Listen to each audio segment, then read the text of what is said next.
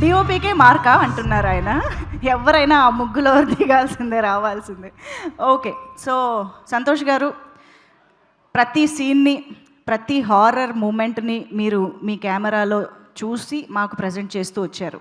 కానీ ఏదైనా ఒక మూమెంట్ మీ రియల్ లెన్స్ తోటి ఎప్పుడైనా ఇలాంటి హారిఫైయింగ్ మూమెంట్స్ చూసారా? డెఫినెట్గా నా ఎక్స్పీరియన్సే ఈ చీకటి ఈ సినిమాలో. ఎందుకంటే చాలాసార్లు డైరెక్టర్ గారు బయటికి వెళ్ళేసి వచ్చి ఏంటి సంతోష్ బొమ్మ కనబడట్లేదు అన్నాడు. ఎంత సార్ బొమ్మ కనబడితే భయం రాదు, కొంచెం చిన్న డార్క్నెస్ ఉంటేనే బాగుంటుంది. ఎందుకంటే నేను చైల్డ్హుడ్ నుంచి చాలా ఫియర్ పర్సన్ని, చాలా భయం నాకు. అందుకని కంప్లీట్గా బిల్డింగ్ మొత్తం డార్క్ చేసేసి డార్క్ ఓర్ని అలా చూపించాను. అంటే నా ఫియర్నే దాంట్లో పెట్టాను. Thank you so much sir నన్ను ట్రస్ట్ చేసినందుకు.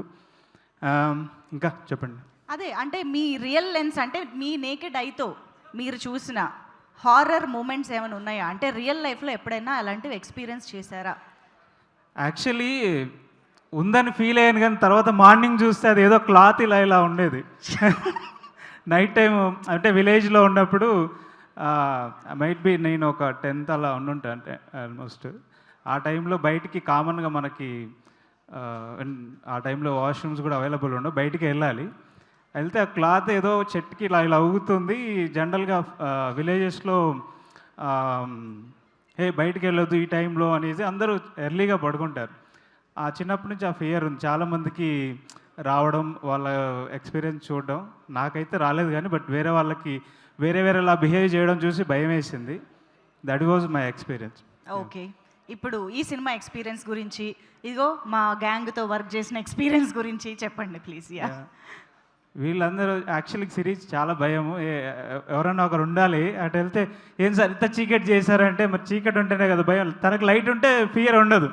So that was a real experience ఎవరికైనా. సో అది ఆ 3 సినిమా ఎంటైర్ ఈ బిల్డింగ్లో క్యారీ చేసాం. ఫస్ట్ అయితే సింపుల్గా మంచిగా టూర్ వెళ్ళినట్టు వెళ్ళాం, అరకు బయట సరదాగా. ఇప్పుడు సాంగ్ చూశారు కదా, చాలా సరదాగా స్టార్ట్ చేసి తర్వాత బిల్డింగ్లోకి వెళ్ళి అందరినీ భయపెట్టించారు మా డైరెక్టర్ గారు. అది థ్యాంక్ యూ అండి. ఇంకేమైనా చెప్పాలనుకుంటే చెప్పచ్చు, లేదంటే కూర్చోవచ్చు. యాక్చువల్లీ ఎక్కువ గుర్తు రావట్లేదు, but thank you so much media వాళ్ళకి. చాలా బాగా రీచ్ చేశారు సినిమాని. చాలామంది బయట ఎవరో స్ట్రేంజర్స్ మీట్ అయితే ఈషా మీరు చేశారని సర్ప్రైజ్ చేశారు మమ్మల్ని. నేను ఎప్పుడు ఆ సర్ప్రైజ్ వినలేదు నా సినిమాలతో, ఈ సినిమాతో విన్నాను. రేర్గా వింటూ ఉంటాం అంత తొందరగా. ఇంత ఫాస్ట్గా రీచ్ చేసినందుకు చాలా థ్యాంక్స్ మీడియా వాళ్ళకి. అలాగే ఇంత పెద్దగా గ్రాండ్గా వెళ్ళడానికి వంశీ గారు, బన్నీవాస్ గారు ఈ సినిమాని ఇంత గ్రాండ్గా రిలీజ్ చేసినందుకు, ఇంత ఎక్కువ రీచ్ అవ్వడానికి వాళ్ళు reason. Thank you so much sir, Bunny Vas గారు అండ్ వంశీ గారు. ఎందుకంటే ఇలాంటి ఒక మంచి కంటెంట్ ఫర్దర్గా యంగ్ పీపుల్, మంచి టాలెంటెడ్ పీపుల్ సినిమా చేయడానికి వీళ్ళు ఇలాగా సపోర్ట్ చేయడం వల్ల వాళ్ళు మంచి కంటెంట్ తీసుకురావడానికి చాలా పాసిబిలిటీస్ ఉన్నాయి. ఎందుకంటే రీసెంట్గానే అఖిల్ సినిమాని పెద్ద హిట్ చేశారు, లిటిల్ ఆర్ట్స్ కూడా చేశారు.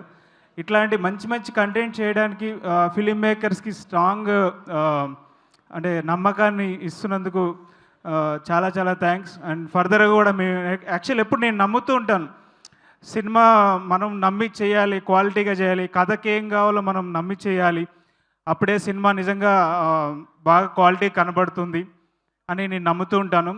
ఇది రిజల్ట్ ఈరోజు నాకు చాలా రోజుల తర్వాత నాకు ఇది అనుభూతి చెందుతున్నాను. Thank you so much.